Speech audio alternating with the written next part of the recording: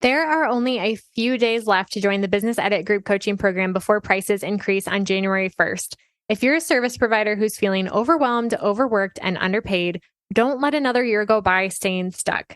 If you want this to be the year that you finally build the business of your dreams, one that lights you up, doubles your revenue, and allows you to work part-time hours, now is the time to join.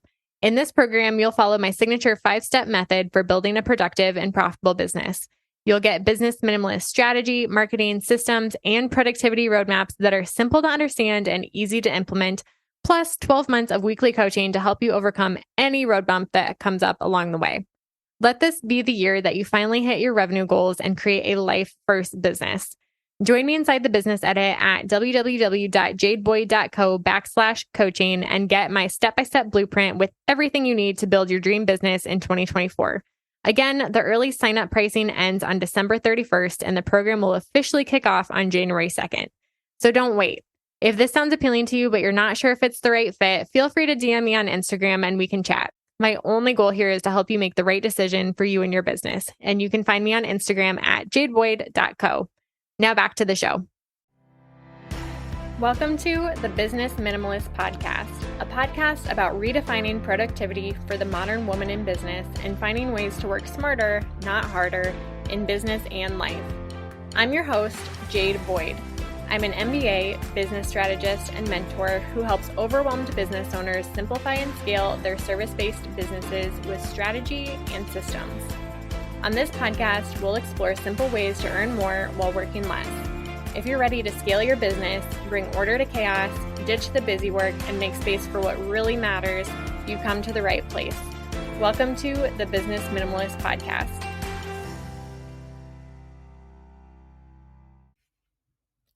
Hello, and welcome to episode 7. I have actually heard that most podcasters don't make it past the 7th episode, so this is pretty exciting that I made it to number 7. And also, you may have noticed that the podcast has a new name, and this is the first time I'm releasing an episode under the name The Business Minimalist Podcast.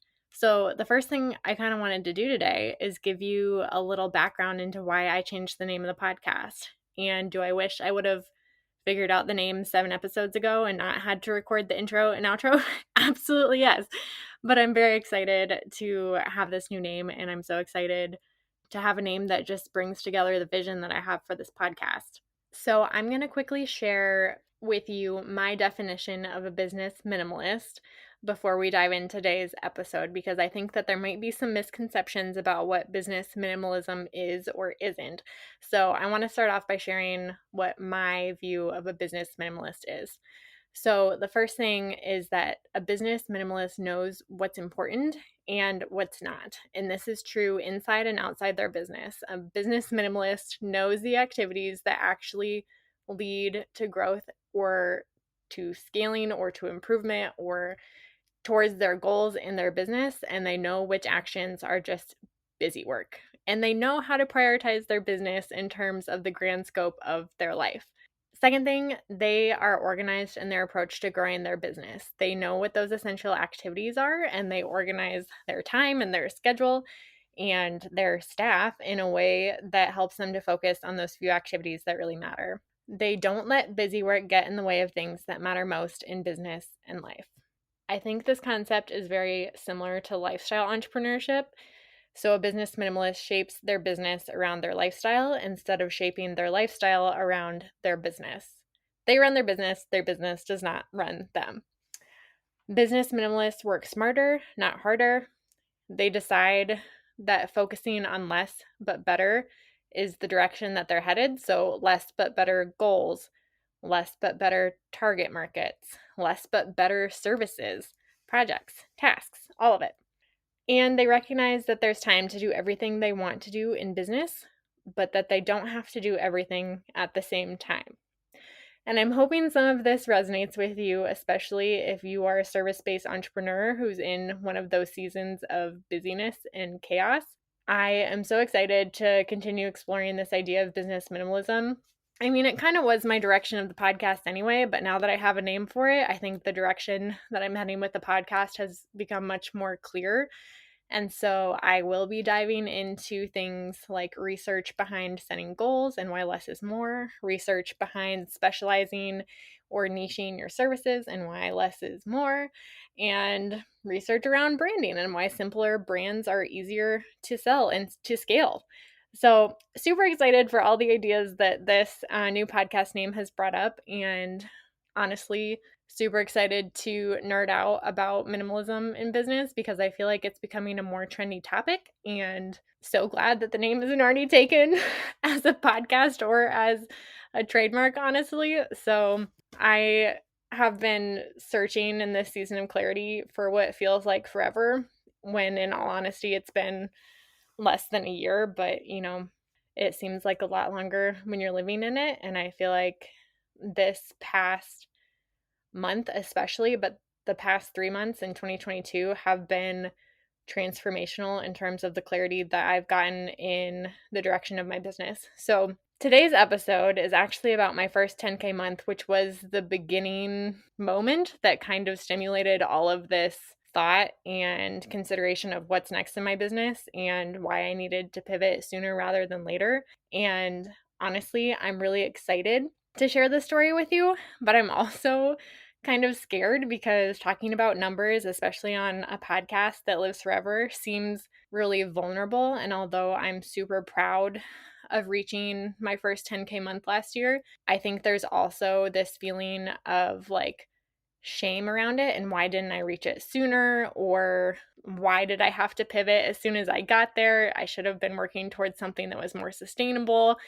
And, it's wrapped up with a lot of feelings. So, thank you for being here and listening. If you find today's episode helpful at all, I would super appreciate it if you reached out to me to tell you, because I went back and forth so many times on whether or not I should talk about this on the podcast.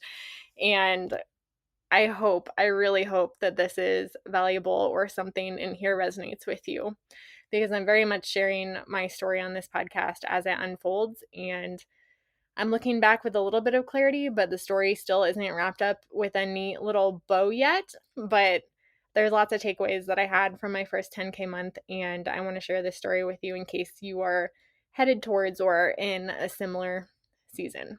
Okay, I'm going to start by just diving into the numbers a little bit and what this actually looked like. So I started my photography business I say the end of 2019 because that's when I picked up my camera and actually learned how to do photography for real. But really, I would say that I didn't seriously start my photography business in terms of like taking clients on a regular basis until halfway through 2020, because I had to learn photography. I was like doing photography for free. There was the pandemic that first half of 2020 that made things extra hard in terms of starting an in-person service-based business.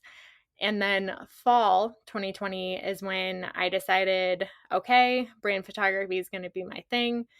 And my first 10K month was August 2021. So about a year after I started taking my business seriously and committing to imperfect action instead of trying to figure everything out before I started. So that's where it was in terms of the age of my business, in terms of the numbers. So August 2021 was my first 10K month. And in that month, I was finishing up my last month of coaching, like Voxer coaching for another service-based business owner. I had 2 full branding photo shoots that were for teams, which are larger branding photo shoots, much more work and additional cost rather than just for an individual person. And I still had weddings at that time. So I had 1 wedding in the month of August too. But what made it a 10K month is also down payments or final payments for services that were happening in September. And September was insane. So in August, I had those 4 projects and I was like, yes, this is awesome. Like 10K months, this is great. It's totally doable. And then in September, I had all of the projects that had payments in August. And I started realizing that this was going to be unsustainable. So in September, I had 2 weddings in 1 weekend, my last 2 weddings ever, granted, and they both went really well, but it was 2 weddings in 1 weekend, which is kind of draining. The next week, I had another full group branding photo shoot, and a day of mini sessions where I had 8 mini sessions. So it was a really long day. I also had a product photo shoot, and I was working on launching the Organize Your Business template. So that's what was going on that month. And to give some context, I am a very introverted person. And so when it came to photography, I love photography still, but when it came to photography, it took a lot of my energy to show up in person and be the energetic, outgoing, directional force that is needed to create good photos. Because as a photographer, you have to show up and give the energy to your clients in order to get that energy back from them. And especially with the types of photos that I love creating and the types of photos that my branding clients needed, it took a lot of energy for me to show up in that capacity.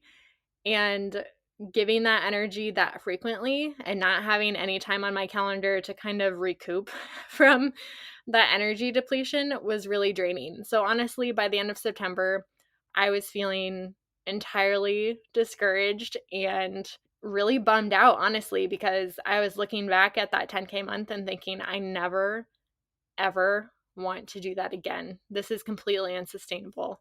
And there's a few things that probably could have been tweaked. I could have been charging slightly higher prices. I could have been spacing out my projects a little bit more, but I honestly feel to a large extent my prices were pretty fair and I didn't have a ton of room to raise them at the time. And the sessions were scheduled when the venues were available, and you can't move weddings, obviously.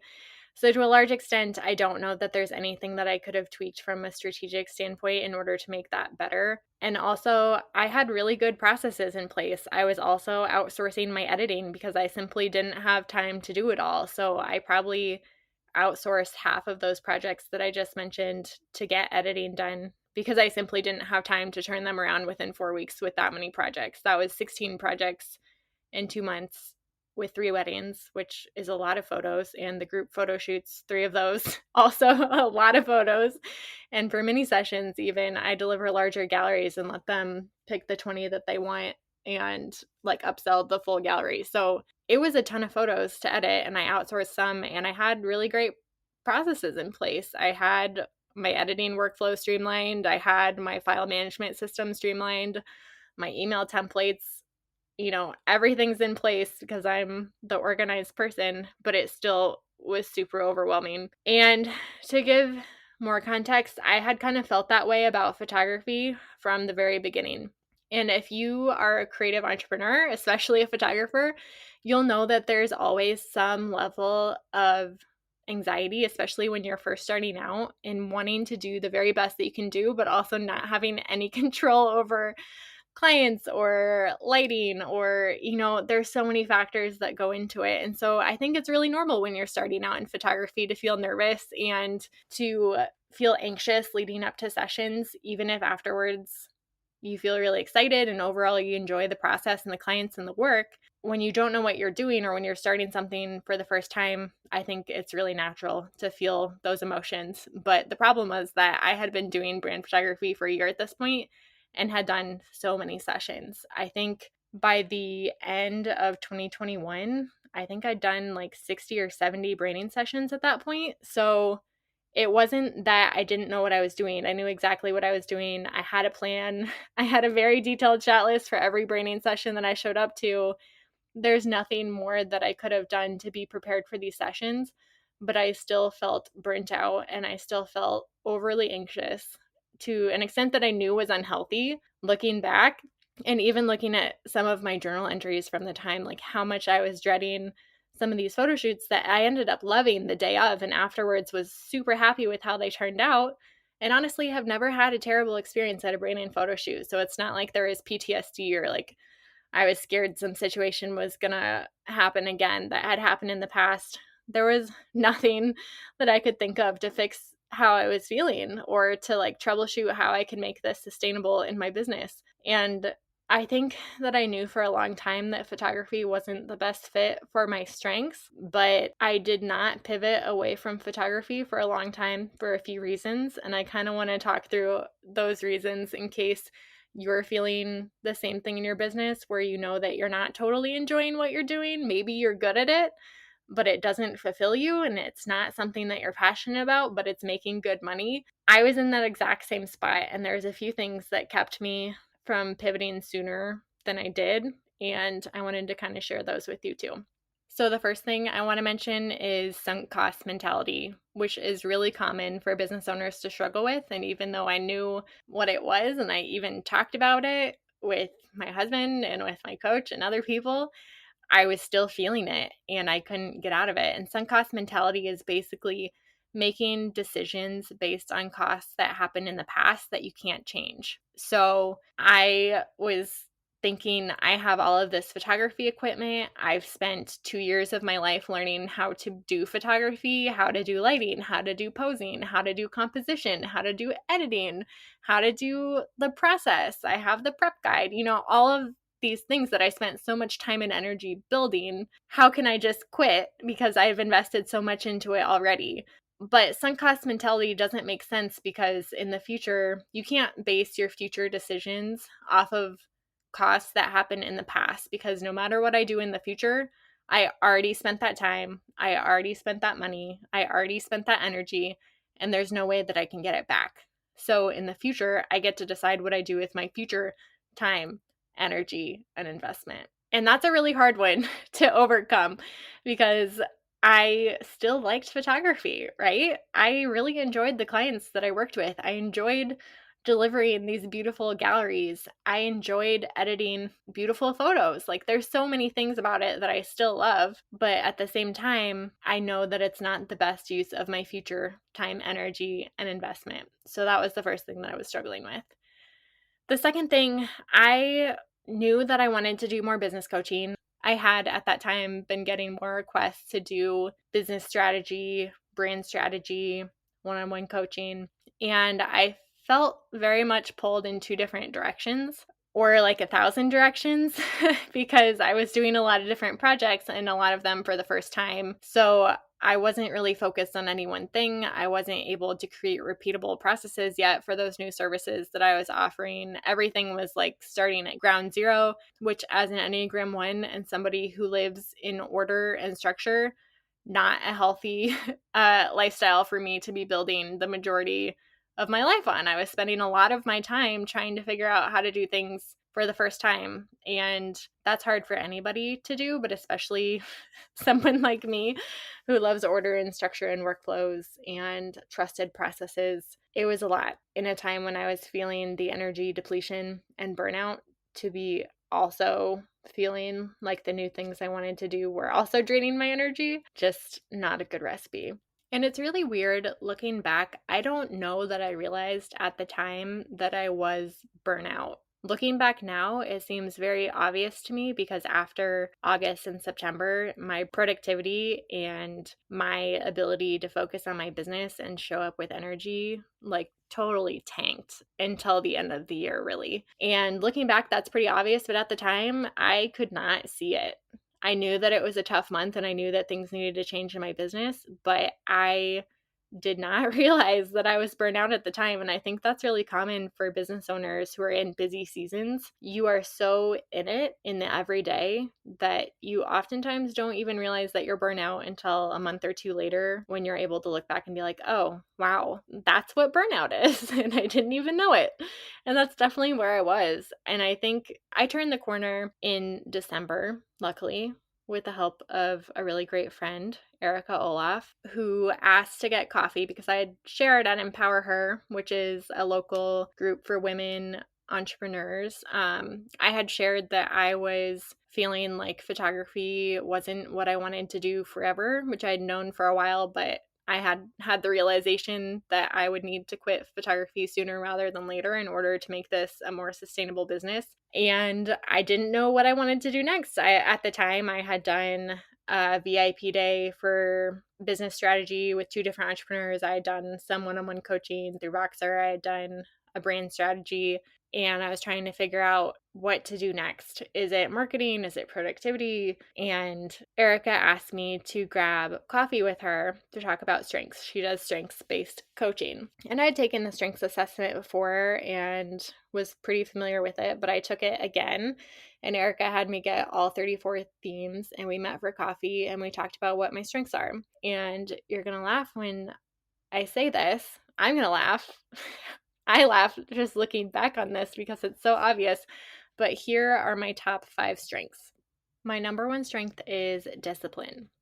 I enjoy routine and structure, and my world is best described by the order I create. This is the definition based on Clifton's Strengths report. So I'm just going to read these off. So number 1 is discipline. It's an executing strength. My second one is deliberative. I'm best described by the serious care I take in making decisions or choices, and I anticipate obstacles. Totally me. My third one is focus. I can take a direction, follow through, and make the connections necessary to stay on track. I prioritize, then I act. My fourth one is futuristic. I'm inspired by the future and what could be.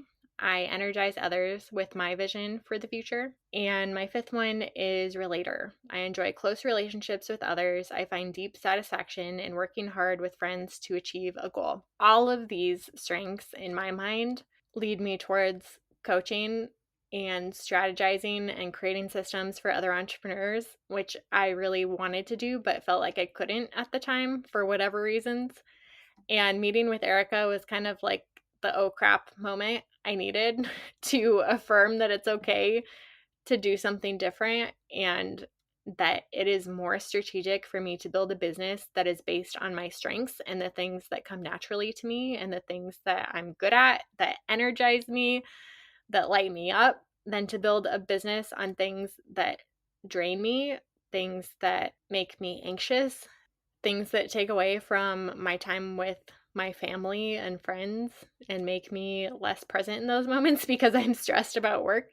Like, it seems so obvious looking back, but I needed to have that permission, I think, to go in a different direction. And I think I needed to be told that it's something that I was capable of doing. So that conversation struck a chord with me. And honestly, I was still feeling the burnout in December. So I was really looking forward to 2022, knew I wanted to take my business in a new direction, but didn't really know what I was going to do next. And what I committed myself to in December was taking imperfect action, to saying yes to more opportunities, to showing up and talking about the things that lit me up, to talking about productivity and systems and business strategy and marketing strategy, and seeing what opportunities came up. And honestly, in 2022, I've been able to have a fully booked calendar just from having people who know, like, and trust me reach out and trust me for the first time with these new services that I'm offering. So every project has looked a little bit different so far, but I've also this month had the clarity on how to package my services, and I'm super excited to be announcing them and launching new services over the next 6 months, one at a time. And I didn't say this, but although I knew that I wanted to quit photography back in September, I didn't officially make that decision to stop taking photography inquiries until this month. It's March 2022. So 7 months later is when I finally had the courage to say no more photography. And part of that was because I realized that I could book out my calendar even if I hadn't officially pivoted my business in a different direction, which felt good. But the second thing was that I realized the opportunity cost of spending more time on photography and photography clients when I could be spending that time building these other services and working with clients that light me up. And I knew that I was going to do that eventually, but it took a while for me to finally make that decision. And now that I have, I feel so free and so excited for what's going to come next in my business, and excited to free up that time and mental space to work on things that really excite me. I was also able to work with Mariah Danielson from episode 3, Find Your Why with Mariah. We did a why discovery session, and everything that we came up with, I didn't tell her all of this past history. I just went through her process because I wanted to make sure that I wasn't leading the conversation or the direction. But everything we talked about really aligned with what I wanted to create and really affirmed that my strengths and my passion and my purpose is creating order from chaos. And I do that in every aspect of my business, not just as a coach or a consultant, but also as a wife, as a friend, as a community member, as a leader. So I'm really excited to finally use my strengths and the things that light me up and the things that I'm naturally good at to serve others. And one thing I struggled with, kind of relating to sunk cost mentality, is this belief that being a photographer for 2 years was a waste of time.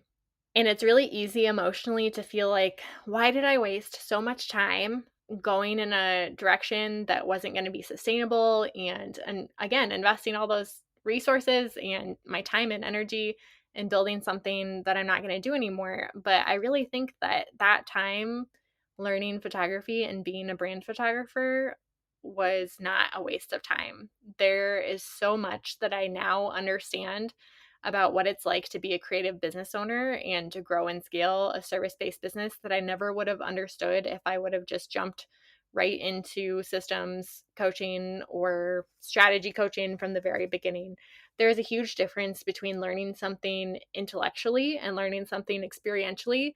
And I knew after I got my MBA that I wanted to spend the time and put in the work to learn experientially what it took to grow and scale a service-based business, what it was like to struggle with the things that a lot of creative entrepreneurs struggle with. And in that time being a photographer, I feel like I learned experientially so much that's going to make me a more empathetic and understanding coach and mentor as I move in a different direction in my business. And even though as a business minimalist, I believe in having one signature offering, being known for one thing, serving one ideal client, I also believe that there's a lot of power in exploring different interests and understanding how the different interests you have can make you a better whatever you are. So, as a photographer, my interest in interior design and in graphic design made me a better photographer. And even my interest in different types of photography starting out made me a better brand photographer.